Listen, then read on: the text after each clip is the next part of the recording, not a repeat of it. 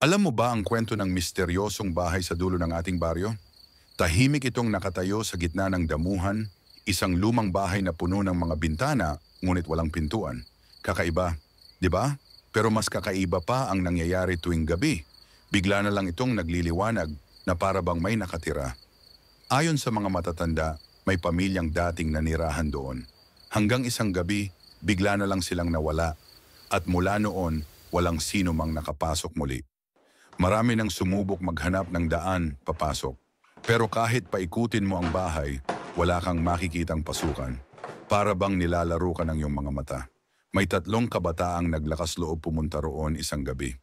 Habang papalapit sila, isang bintana ang kusang bumukas.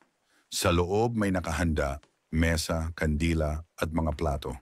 Pero walang tao. Tanging mga anino lamang ang gumagalaw sa dingding.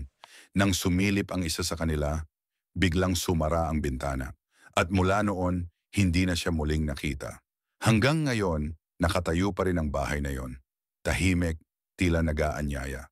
Kung makakita ka ng bintanang kusang bumukas, papasok ka ba? Kung nagustuhan mo ang kwentong ito, i-like at i-share mo sa iyong mga kaibigan. Mag-subscribe din para sa mas marami pang kwentong katulad nito. Salamat sa pakikinig.